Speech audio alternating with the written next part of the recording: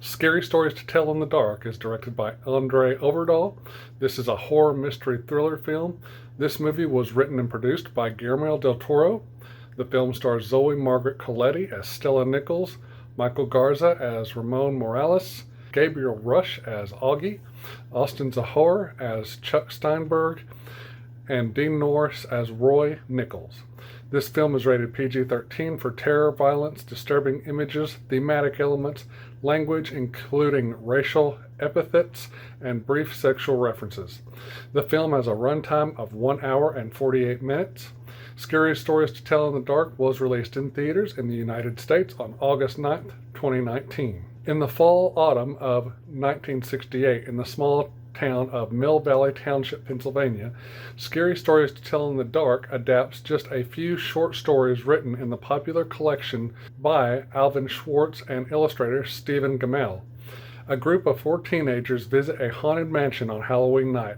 Stella Nichols, the girl in this group of friends, finds a leather-bound book of scary stories written by a now dead girl named Sarah Bellows, who lived in the mansion years earlier with her family. Stella and the others explore other parts of the house and then end up leaving later on. Stella takes the book with her. She begins to realize her friends and other kids and people she knows start going missing or end up dead, and the book in which she took writes the stories itself. Every night the book is out of the mansion. Stella then figures out why this is happening because of the hell and tortured life of Sarah Bellows and what she endured. Stella and the remaining survivors return the book and confront the spirit of Sarah Bellows and promise to tell the true story of her life and the story about what really happened to her so long ago, as she spares everyone remaining in the group. So I thought this movie was really good. I must admit, it was scary, especially when they first go into the haunted mansion and the cornfield scarecrow scene. So the acting was really pretty good. I cared about the characters. They build them up pretty well. They probably could have done a better job here and there, but for what they did, I think it works okay.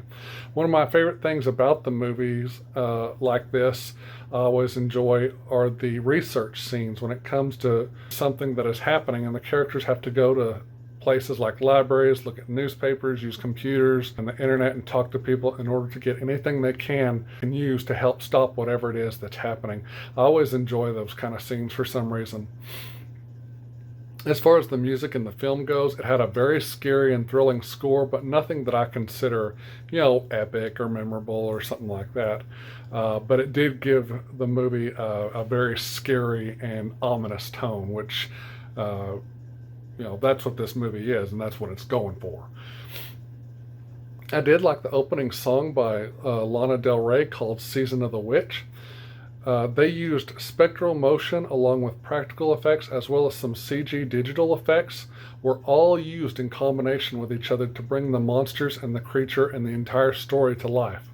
All the creatures were done with real life performers and actors, which, that still happens some today, but not a lot.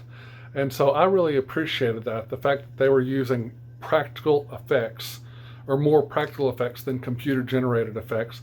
And that seems to give movies more, just more realism.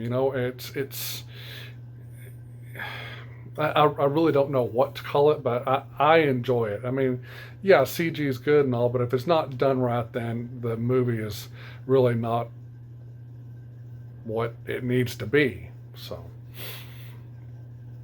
as far as negatives go, I did not understand how, when in the haunted mansion, how it would look all worn and weathered down as it looked in present day, and then next we would be in a scene where the family or people were actually living in it, like the Bellows family who lived in it from years ago. I mean, we would see them, and my question was, how is that happening? How are they going from a weathered down house, and all of a sudden, boom, it's like, the family still exists. They're living there again.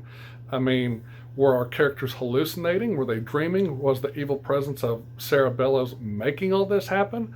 That part I just didn't understand. So I may have to go back and rewatch it again just to see if I can figure it out, or I may do some more research on the movie to see if I can figure out what exactly was going on in those scenes, because I was at a loss. I was like, okay, that's interesting, or that, why is this happening? So I thought that the final confrontation between Stella and Sarah could have been better. I don't know how I could have made it better. Like if I'd have been the director or the writer, I don't know what I would have done to make it better, but I just felt that there was something missing there. I don't know what it was. I guess I was expecting it to build to an even bigger conclusion than what it did, but it just, I don't know. It was just kind of a letdown at the end. But it's a good movie, and those are really my only two complaints about this film. Other than that, it's a good film. It's a great looking film, and if it's a movie that Guillermo del Toro works on, it's usually pretty good. With story, with actors, with effects. His movies are usually pretty good, and I haven't seen all of his movies, but I mean the ones I have seen always blow me away.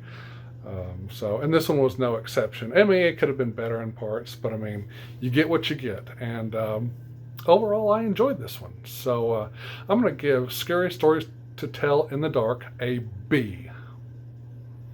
Okay, guys, that's it. Thank you so much for watching this video. If you're new to the channel, please go down to the bottom, click the subscribe button, go ahead and hit the thumbs up and give this video a like. Also, be sure to share this video with your friends. And be sure to tell your friends and family and anyone you know about my channel, Wade's Movie World, that I do movie news, movie reviews, anything and everything movies. And coming in January 2020, I'm going to try and start doing movie commentaries. Not just me commentating on the movie, but I'm going to try and get like friends, neighbors, family, anyone I can to join me and do commentaries with me, because I think that'd make it more fun for you guys, the viewers, which is what I do this for. So anyway, thank you so much for watching. I love you all. Good night. God bless, and Merry Christmas.